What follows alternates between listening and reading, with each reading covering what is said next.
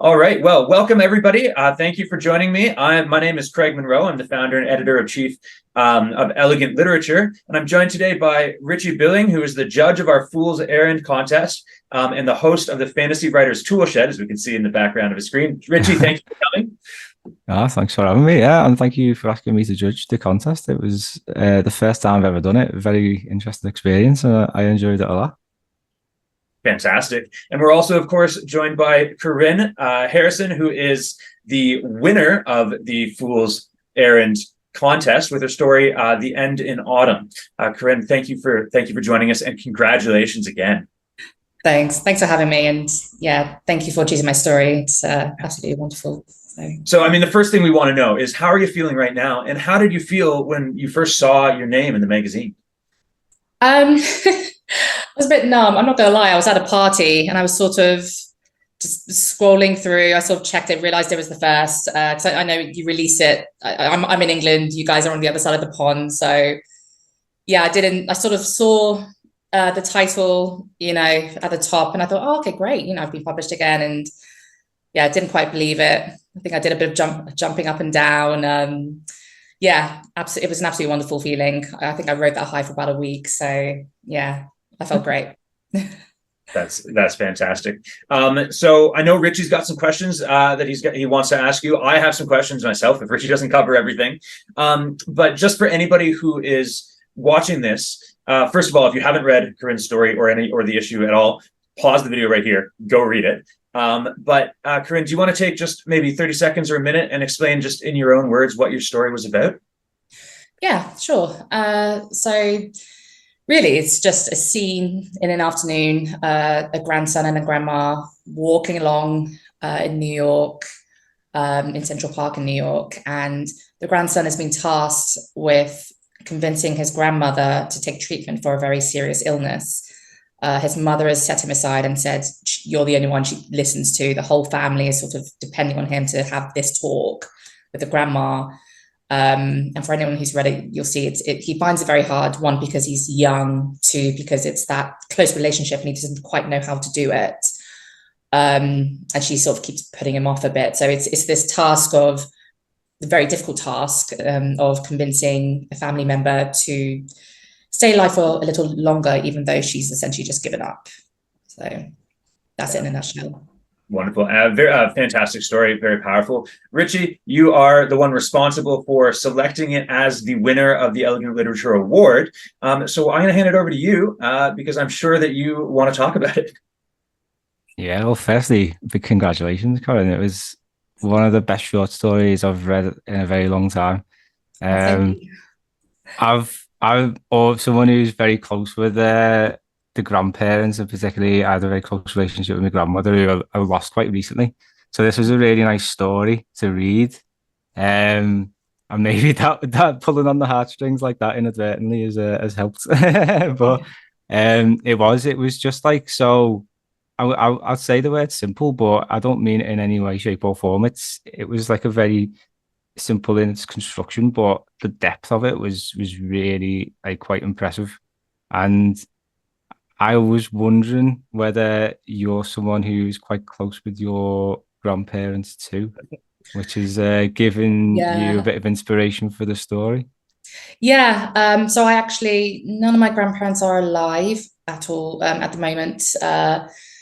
But yeah, I mean, as you can probably tell through the story, it came from a rather personal place. I was close to my grandma. So I'm actually half American. So half of my family on one side of the pond, the other half on this side. So I was probably naturally closer to the one that lived in my country.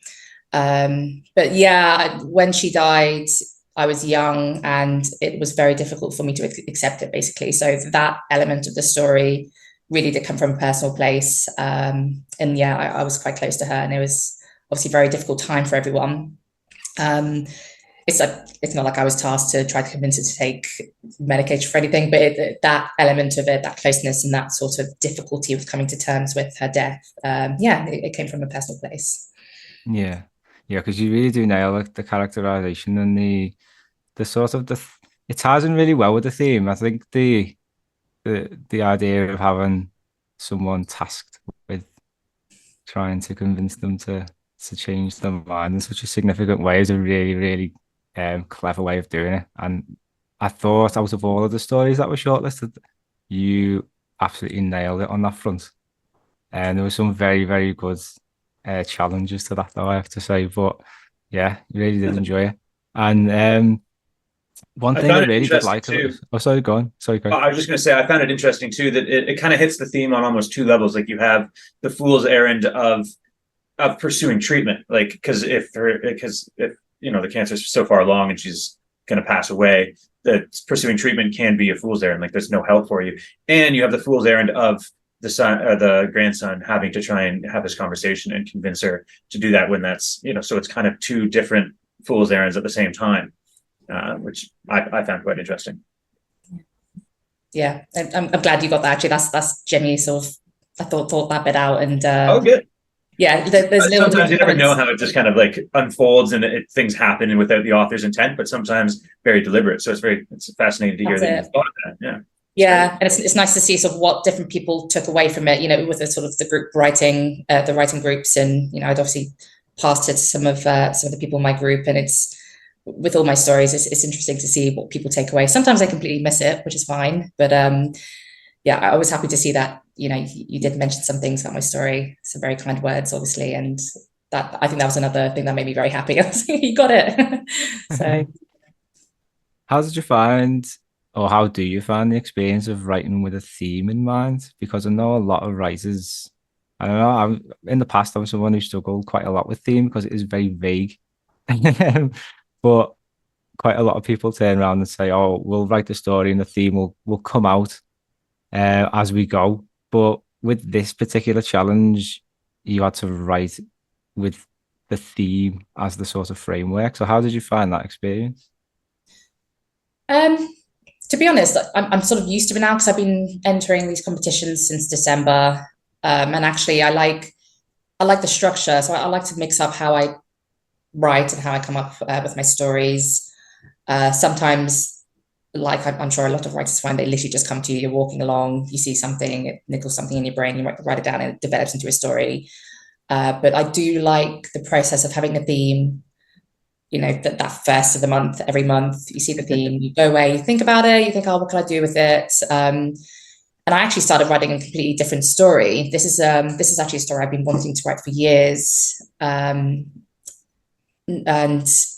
yeah, I just sort of remembered that I had this little story bank, all your ideas that you sort of jot things down like, oh, that'd be great. And actually, I sort of thought this would be perfect for it.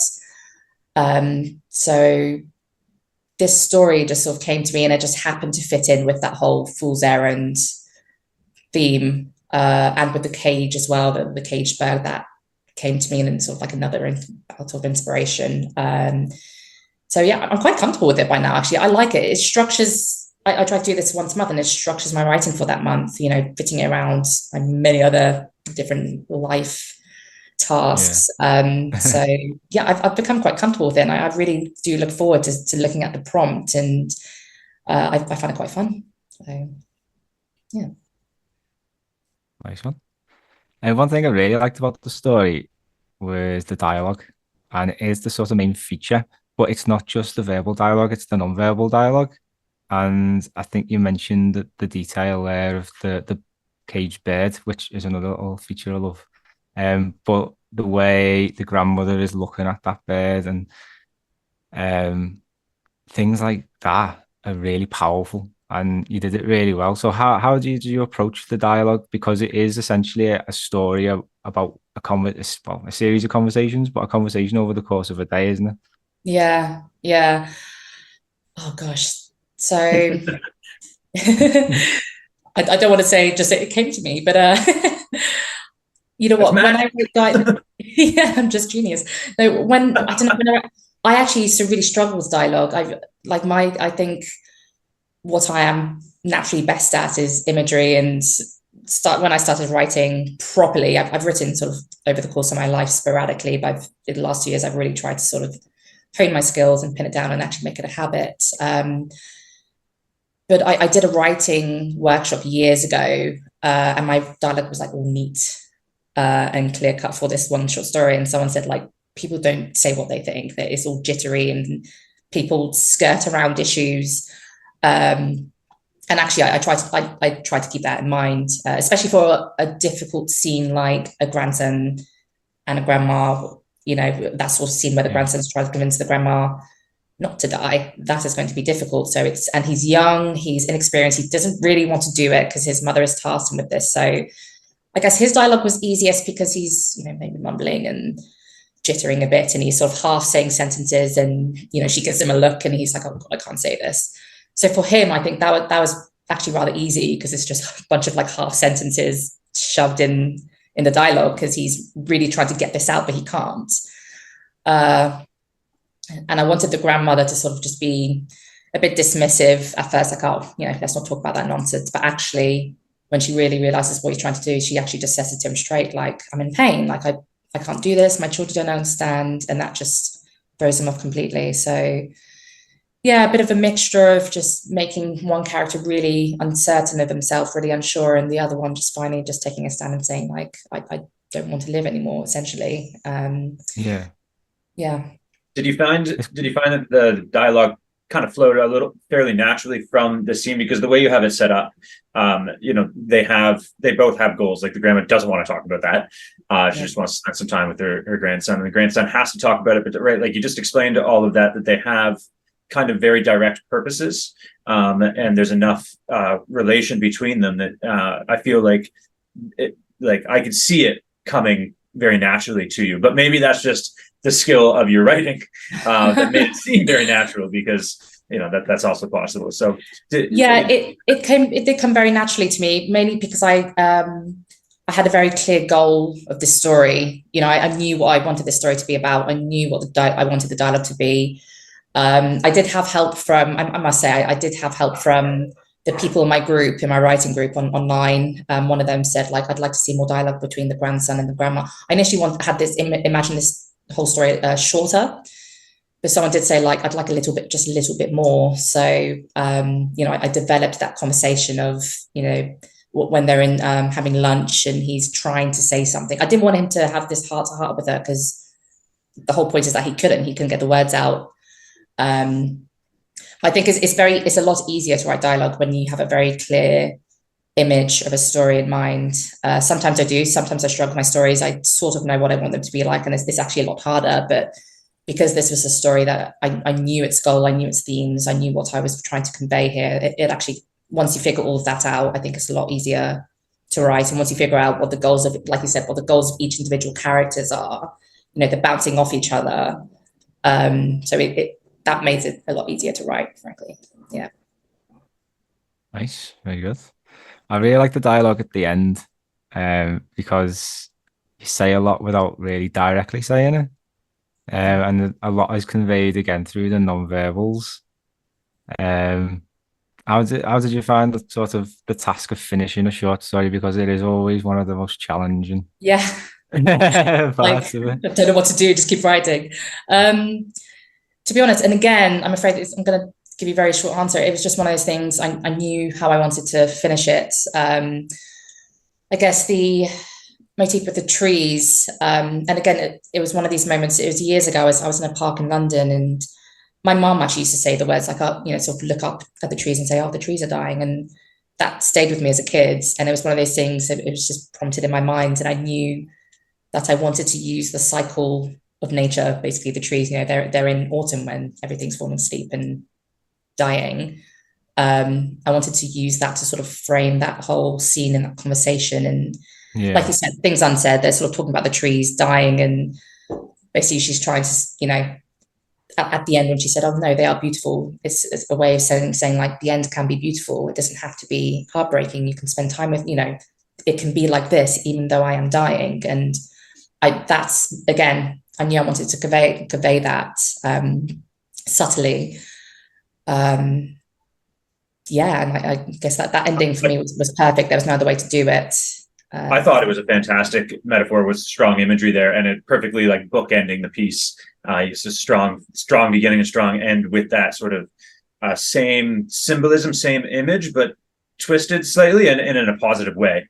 Give it a lot of power, I think. Oh, thanks. Yeah. And again, that's exactly what I wanted. So, yeah. Yeah, I thought the imagery was brilliant all throughout. And we mentioned a few things like the caged bird, and you said that just came to you. Yeah. That didn't just come to me. So I mentioned in my bio I travel sort of as a way of living. So I actually I work from home for university, but I on the side my boyfriend and I we house sit for people as a way of living. So we don't actually rent. We bounce Nice. from house to house. It's can be tiring, but it's very fun, and you look after all sorts of animals. But it was actually the month before this competition. We looked after two dogs and a caged bird, Yeah. and the bird was actually set in our workspace, and it's rattling around. You know, it was doing exactly what I described in the story. Actually, so actually, when you put the cage there, I was like, I got to do that. You know, I've been watching this parrot all week. You know, this dusty pink parrot. So that actually came from that house sit. Nice. And Perfect again, prompt it word just for you at that time. sorry. Perfect prompt word for you at that time. Exactly. It all just timed well. It's literally the month before, which was just very good timing.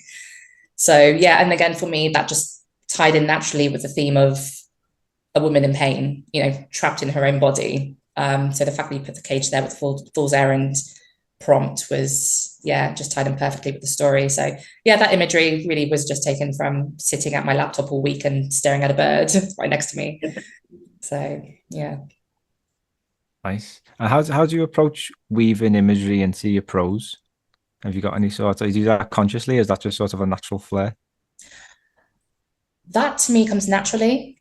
That's something I didn't think about. Like I said, imagery for me, it just comes naturally to me. That's the thing I think I'm best at. And like I said, characterization, everything else, I really do have to sort of work and work and work. I have to say, my writing is incredibly flowery and wordy, and I know that I need to cut down on it sometimes. You know, my first draft is just words and adjectives all over the page.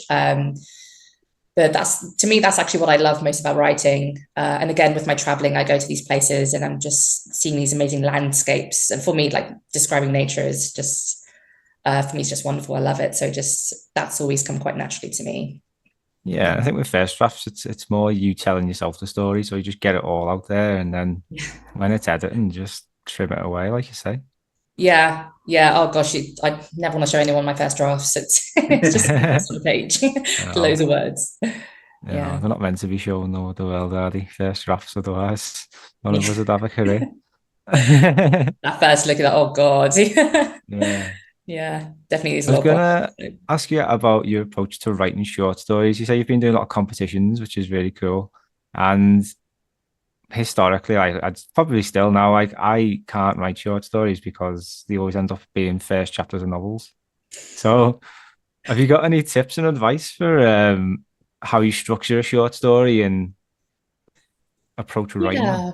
So when I first started doing this, I my stories, I'd plan a short story and it would be like 4 or 5 thousand words. Like you, I just kept going and I'm thinking, oh, Yeah. this character's backstory and this character's backstory. And um, my advice would just be to, because I think every writer, when you have an idea, it just grows over the days and you're thinking about characters and backstories and cities, you know, places.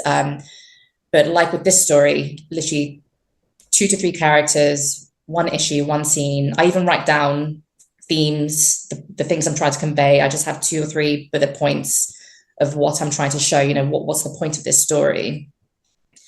And I've learned to reel myself in when you only have 2,000 words, you know, even if you're just describing a scene, that can be 1,000, you know, for me at least, you know, that could be up to 1,000 words. You're looking at characters' dialogue and their reactions. So I would say just keep the ideas as minimal as possible because the writing will just fill that space. Yeah. So like I did with this story, 2 characters, one goal, go. So that's essentially what I'm trying to start doing. You know, if you have those 2,000 words, 5,000 words, you know, just keep going. One of Yeah. the biggest complaints I get is people are like, "Why is it only 2,000 words? Like, Yeah, you're killing me here." To be four, can I submit 4,000? No, yeah. it's I good like that enough. though. I genuinely I struggled with that at first, and I actually did sort of think like, do I want to be doing just 2,000? You know, because I know I babble when I write, but actually it's really helped my technique. It's really helped my writing. It's helped me cut down to those sentences and those paragraphs that mean something. You're not filling in with everything else that you actually don't need a story. And for me, it's just been an exercise. It's been a great exercise to, when I write a book, I will write as much as I want. But, for me, it's been an exercise, and it's like honed that technique of, pinning down what sentences you need, what words you need, and really thinking about those intimate details. And I think it's been great. It's been really, really fantastic for me. So very glad to hear that. Yeah. Yeah. What do you think, Craig? You've just read 250 stories, so what do you think? What kind of structures do you think are good? I'm sorry, can you say that again? What kind of structures do you think are good for stories? Well, I mean, there's it's a loaded question, because there's so many different ways, and there's so, like, even if you just read the stories that are published in elegant literature, there's structures that are all over the place. Like, I personally prefer a fairly linear structure to a story, like, starts at the beginning and proceeds to the end. But even so, we've published some stories that there's one, especially in the Tricky Time issue, I got a lot of very different structure for the story. I think one of them started at the end and worked badly. They started at the very end and went backwards, which was very interesting. But I think when you write short stories, especially if you're limited to 2,000 words or something rather short, because you could write a 7,500 word short story, and that's quite a lot of space. But if you're being limited to something that's quite short, you need to keep it as simple as possible, just like Corinne said, where, like, the two characters and the one goal in the conversation, and then there's lots of room to kind of fill that space with what they do. But if people are, because I read a lot of stories that they're trying to have a cast of like 8 people or something like that in a short story, and if you think about it, if you devote 100 words to trying to develop a single, like, one character very quickly, which is still a very short amount of words, and you have 8 of them, that's taking up half of the space of the story just to describe the people who are in it. And so if you have 8 people, like if you're at a dinner party or something and people are just throwing out names really quickly, that's usually not going to work very well for a short story. So limiting the cast to who's important and who has something to say on the topic that you're trying to write about, and limiting it to kind of like one theme or one idea or one smaller problem to be solved, that's usually your best bet with short stories, right? Yeah, that's a really good point. Keep that one in mind. I mean, something I've been trying to experiment with is focusing on significant moments in people's lives where they have to make choices. And you can find a lot of conflict there and a lot of drama as well. So that could be worth experimenting with as well. Corinne, you mentioned something earlier, and it's something I also think is quite significant, and that is writing group. And how significant a role do you think that has been in helping you sharpen up your writing and learning new things and getting your stories polished for these competitions? Yeah, it's been a massive help. It's just needed, because for years, for me, like, I wrote throughout my 20s. I've been writing since I was a kid. If you'd seen my mother's house, it's books everywhere. So I've always loved literature. I've always known I've wanted to be a writer, but for years I was actually too scared to show anyone my writing. That's sort of when you start out and you're like a little bit rocky, don't know if you're good. It's a very personal thing to share your stuff, and you've really got to have a thick skin. And there's always people out there who won't necessarily give you constructive critique, but maybe just be a bit mean. And I'm still finding that online. I'm on not necessarily this group. I'm on another sort of online writing community that I've been on for years, actually, like on and off. But it's those things I think you need to remember, like the story in your head onto paper. It may make sense to you, but it may not actually make sense to readers. You may sort of be trying to convey something without showing it, and it may be obvious to you, but if 10 other readers are telling you, like, I don't get it, it doesn't make sense to me, you need to actually take what they're saying to you and maybe change some things. So everything to storylines, what people take from your story as well, like it's really helpful for people to be like, I got this, well, I got this from this story, like, is this what you meant? And that, for me, that sort of made me think, okay, maybe I need to write this in a different way. Notes on technique, just advice about different writing tools, just all sorts of things about writing and reading. I've sort of got a lot from other people, and I know that writing is a technically like a solitary exercise, but actually there's just massive community, and I think you can get a lot from other people, and a lot of positive things. So it's been rather instrumental in improving my stories. And like I said, this story I really wouldn't have been as effective, I don't think, if I hadn't had that other writing community to just sort of be like, oh, I think I tweak this, I think I do this. So yeah, I think you need it, basically. Yeah, I think And it's nice, it's fun. I think feedback is absolutely critical to improving your work, but not just improving your like each story. Like you have your writers group and you are working with them, getting feedback to improve the piece that you're actually working on in that moment. But it's also feedback is crucial to improving your craft as a writer over time. And so having a writers group where you're more dedicated to that kind of core group, you can get to know each other a little bit and starts to help somebody develop their style and their voice over time is so important to have and so helpful, rather than just kind of like posting your work on an internet forum and being like, what do you think about this? And then of course you're going to get people who are like, I don't like it. And that's not very good feedback and doesn't help you grow as a writer. So if you can get yourself into a smaller and dedicated writing group that is more consistent over time, it's going to help you improve each story as you write it, and then also improve your craft and you as an author as you continue to do that. And the earlier you can get into a writing group and start sharing your work,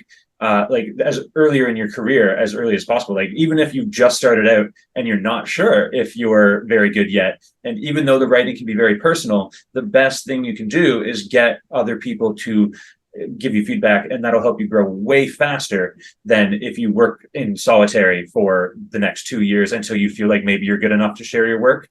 You could have used that 2 years to just expedite the process and become much better at your craft. So it's great to hear you talk about how the writing group helped you. Yeah, absolutely. I don't think, yeah, I was gonna say, I don't think I've ever met anyone who says being in a writing group hasn't helped. And Yeah. we've recently started organising critique groups in our writing community. I think there's about 7 or 8 different groups now, and every one of them is just constantly going on about how much they love those meetings and how much they look forward to it. And you were mentioning about like how it helps your writing, but it also helps with your editing skills as well, because you're having to communicate your thoughts and feelings to someone else, and you've got to be quite delicate sometimes, haven't you? Because, like we say, all writers have egos. You've got to be careful. But yeah, it's amazing, really, and like it like you think you just said there, Craig. It sort of expedites your progression, because you say you're sort of just reading over your stuff, and you might ask family and friends to read over it, but they never really give you. You can't trust what they say. I don't know. I don't trust what anyone says. It's you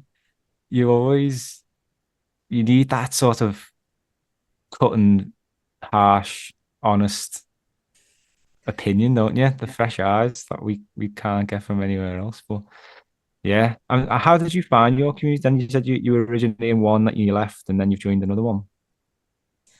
Oh, so this is I mean, I think there's loads just online. This is one I joined when I was younger, years ago, and I'm sort of half on, half off. But obviously, with this competition, you're put into more intimate groups. And like you said, Craig, having those people that you sort of write to every other week, and you're sharing your stories for a few months. I think that's quite valuable. They get to know your writing style, so even if it's, say, for example, not a story that you personally like connect with, they get to, or if they don't connect with your stories, they get to know your style, and they can sort of say, okay, well, I don't personally like this, but I think you've got something here. You can develop this, you can develop that, and it's just nice, just getting to have. It's almost like having writing friends. It's nice having those conversations. You talk about similar. You have the same hobby. You can share your stories with your mom, your boyfriend, and they're going to be like, no, it's great, dear. And it's not really what you need. And you can't just have those conversations about writing, about books, with someone who really appreciates it. You share it with your family, and you get a little bit of validation where they say, oh yeah, it's pretty good. I like it, but it doesn't help you grow. And you, like Richie said, you don't necessarily trust them because they might not necessarily read. that genre or at all sometimes. Yeah. Has your group, especially with the Elegant Literature group, which is what I'm thinking of, has that helped you like emotionally and mentally as well as with your craft? Because we were talking about how that helps bring the quality of your story up and helps you progress as an author over time. But has there been times when maybe your story wasn't selected for publication and you were feeling down and the group was able to help you? Like, do you use the group for a support structure at all? Sometimes we do have those conversations where it's like, oh, okay, not this time. I personally don't, because I've been submitting things to journals over the last year. Well, I started sort of when I started with Elegant Literature. You very kindly published the first story I actually sent into the competition. That gave me a boost. So frankly, I'm actually used to rejection now because I've been sending my stuff to other journals, and it's the name of the game, isn't it? Really, it's sort of like, oh, okay, not this time. And the writing community is massive, and you sort of just have to spam journals all over to get something published, like just try and try again. So for me, I have used it as that sort of, emotional support, because they're in the same boat as I am, and every now and then we try to sort of have like a video chat just to have that actual, connection. And it's easier to chat about your stories than it is to sort of type out critique. But yeah, no, I'm used to I'm actually used to sort of not getting my stuff in journals now. So, but it is nice knowing that they're there for me to sort of, talk to and write a message to and just say, oh, not this time. So yeah, it's definitely there for that sort of emotional support as well. Yeah, I think rejection definitely is sort of the norm, isn't it? It's because it's such a subjective thing. It just all depends on what mood that editor is in when they've got that manuscript in front of them. And like every writer will say the same. Like I think we had Adrian Tchaikovsky on the show not long ago, and he said it just depends on what side of the bed that person woke up on. Have they had the morning coffee?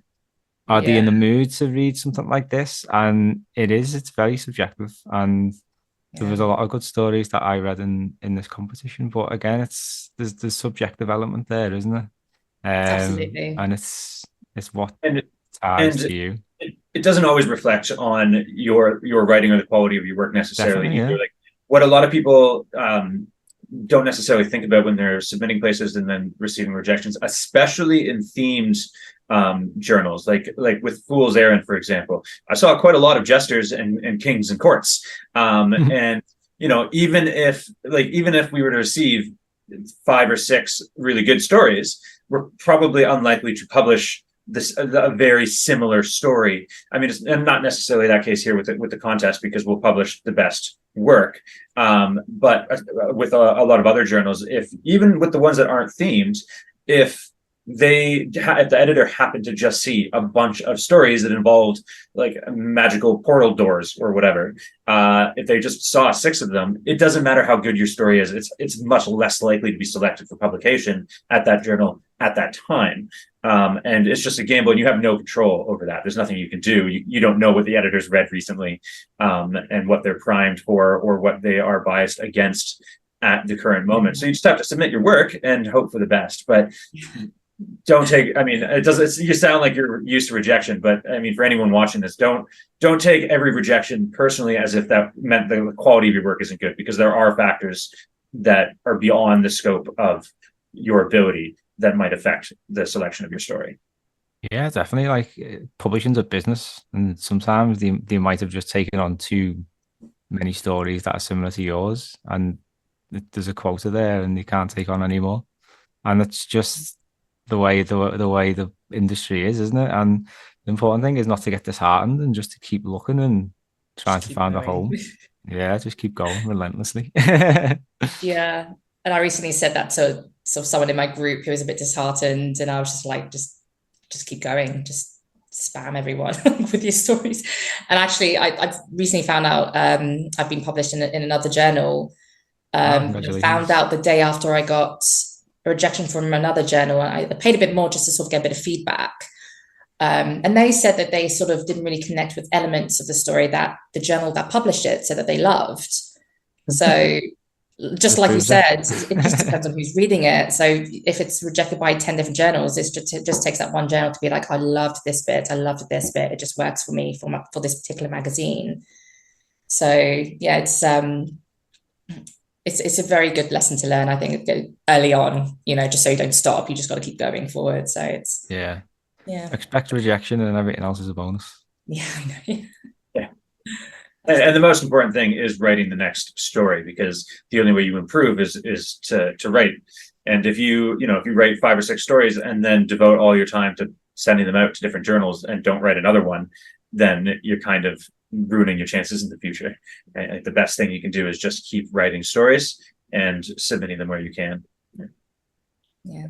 So on that note of your other publication, so this is your second publication with Elegant Literature, this the story The End in Autumn that won the $3,000 award. Congrats again. But we did publish another one. The first one that you sent us, or I think you said there was the first one that you sent in was the one we published, the Indolo, right? In our the Hearts Ablaze issue, I think that was the December contest. That was an amazing story as well. I think that was a strong contender for the award at that time.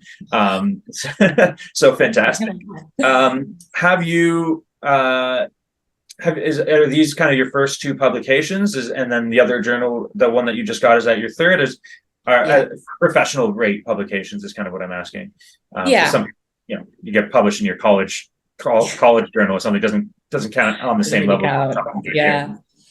Yeah. So with this one, with the other journal that I found out about the other week, so 3 professional, what I count as professional publications. So fantastic. It's nice. It does it's that question of when can you really call yourself a writer? And I'm starting to, start to feel it when your things are out there. So it's nice for you. I think with 3 pro credits and a $3,000 award, you could probably call yourself an author now.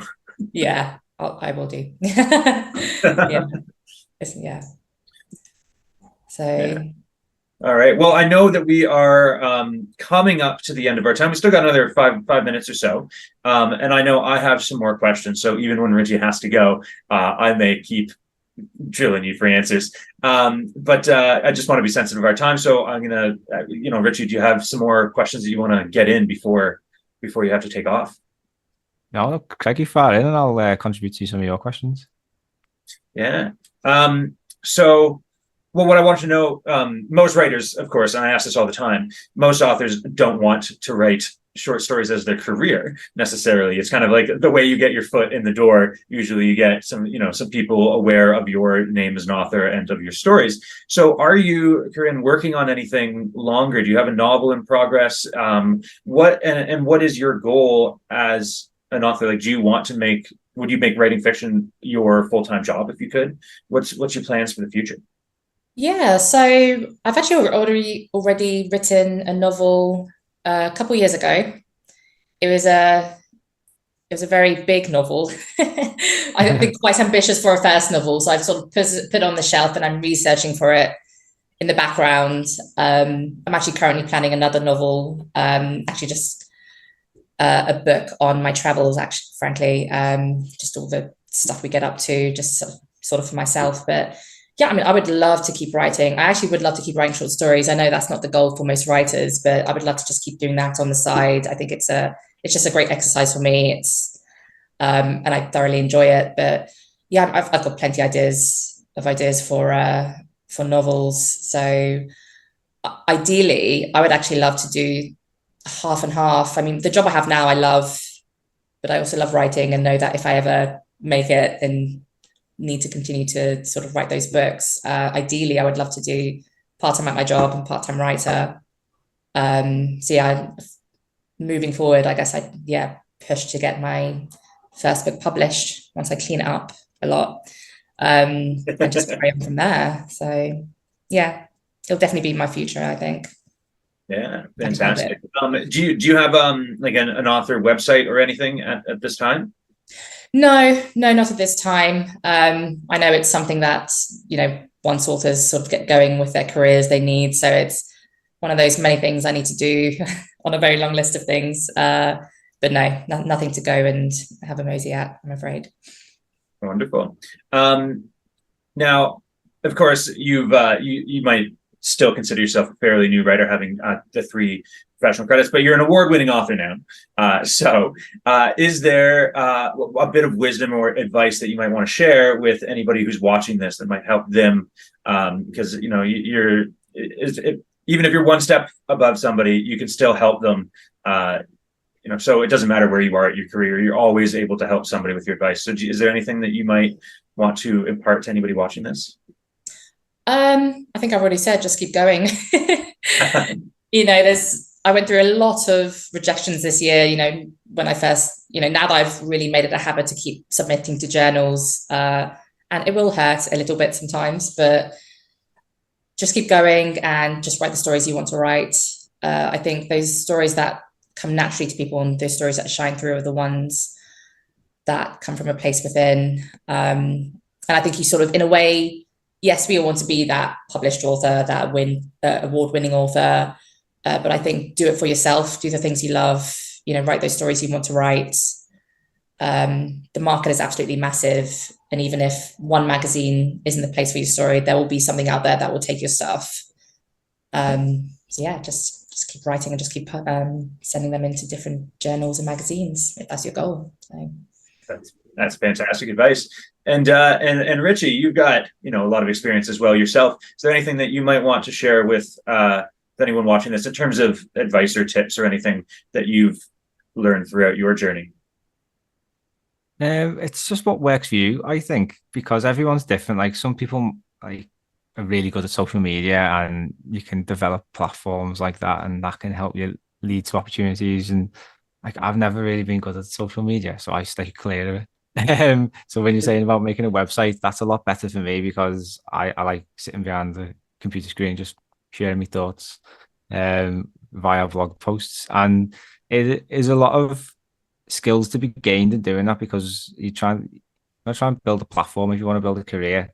And your name is your brand, essentially. And when I decided a while ago that I wanted to do this as a job, that's when I sort of shifted my focus towards building that community, that following, and focusing on mailing lists more than anything else, because that's more of your sustainable growth, essentially. Like if you've got 20,000 email subscribers that like buying your books, then why do you need a publisher? It's you can sort of empower yourself in many different ways nowadays with technology. So there are lots of different paths that you can take with your career. And I think like doing short stories like this is phenomenal, because it doesn't have to teach you a load of skills, but gives you confidence and belief that you can do this job, and helps you sort of find other opportunities down the line. I mean, what do you think about that, Craig? Have you seen writers grow within your community and sort of develop their own sort of brands and like sort of now doing really well? It's definitely beginning to happen. I wouldn't expect it to happen kind of in the first 6 months of operating Elegant Literature. But since you mentioned it, actually just last night, I received an email from one of our previous winners saying I've now published, I think, an anthology of short stories, and I've mentioned you in the acknowledgements because you gave me my first publication. You helped me get started. I was like, it's happening! Yeah, we're starting to see people actually having come through Elegant Literature and starting to achieve success in their careers. And one of the most meaningful comments I got in a testimonial one time was they said, I don't know where, but some writer 10 years from now is going to be asked how they got started, and your name's going to come up in Elegant Literature for what you're doing here. And so like that, that's embodies what I want from this. Like that's what we're doing with Elegant Literature, is trying to have a place where new writers, even someone brand new or somebody that's been writing for years but never really pursued publication or has been shy with their writing, I wanted to have a place where they can come through and they can learn the craft of writing. That's what we're trying to do with Author HQ, and they can get the community to help improve their craft and the feedback in the writing groups, and that's what we're doing with the community. And get the support in the hard times, and get the celebrate the wins together, and then have a place where you can actually get your work published and earn that professional credit, and kind of get that confidence boost and get that step towards your author career. And I want to be a place where we can foster that and have people come through and then find success later because of their experience, where otherwise they might not have. And I'm sure they would have, of course, eventually if they continue to pursue it. But I just want to make that as easy as possible and as fast as possible, because nobody wants to wait around for 10 or 20 years before they see their work published or, feel like they've achieved some sort of success in their author career.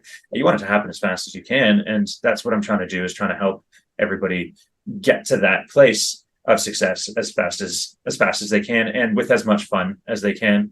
And so I think that we're starting to see that happen, and it makes me very happy. So Corinne, I expect this time next year you would be sending me a message about your book being published, cleaned up, ready to go. Let's hope so. Yeah, gotta get back on it. But definitely, it's you know what, it has given me a massive boost. Even that first publication, that's the reason why I started sending to other journals. So yeah, I'd reflect that absolutely. It's really sort of shown me like, oh, I don't suck. so it's actually given me a boost to sort of go ahead and just make it a habit and just keep going. So yeah, hopefully year or two, there might be a book out there with my name on it. We'll see. Fantastic. And of course, we'll do everything we can to help you when that time comes, which I'll tell you more about in a few minutes after the call. But Richie, I know we're going to be sensitive to your time and you got to go. So just before you take off, is there anything is there a project that you're working on that you want to share with anybody watching this? I mean, you have the Fantasy Writers Toolshed, your podcast. It's great. Everybody should go listen to that. But is there anything else that's new and exciting that you want to tell us about? Not really, no. Just go listen to the podcast, read my book. No, I'm just sent like querying agents at the moment. So, but if that is successful, you're not going to earn on about that book for about 3 or 4 years, because it's just if it takes years for editors to pick it up, and then you've got to fit into their publishing schedule, which could be like another 18 months, 2 years. So. People keep asking me what's going on, and I'm just like, "Oh, there's literally nothing going on." Traditional publishing is a very slow industry. I know. I think that's what you were saying before. Like, it's trying to keep it quick is a good aim, because it is one of the slowest industries, and I think one of the main skills you need as a writer is patience. But yeah, so I do a lot of self-publishing on the side though. So I'm going to be doing more non-fiction stuff. So. I'm working on a second edition of a Fantasy Writers Handbook, which came out 4 years ago now, incredibly. So I'm going to do a second edition of that, just update it, put loads more new stuff in. And yeah, just focused on things like that. But yeah, thank you very much for having me. It's been a fantastic experience, and I know a lot of writers who have entered and have found it a really rewarding experience, and I've really enjoyed having that project. So if you're listening, give the monthly contest a go, because you never know, you might feel like Corinne is walking away with $3,000. It's a good incentive, I'd say. Yeah. Fantastic. Well, everybody watching this, thank you, Richie Billing, our judge, and thank you, Corinne Harrison, our $3,000 award-winning author. Fantastic. So great to have you both here. So wonderful to meet you and have this chat. Thank you so much for coming, and congratulations, Corinne, again. Thanks. Yeah, and thanks congratulations. very much. So, yeah, thanks for having me. Thanks very much, Greg, as well. Yeah, wonderful. All right. Well, I guess that will be the end of our call. Thank you, everybody, for watching. And go check out the current issue and prompts for the Elegant Literature Award for New Writers. We'll see you next time.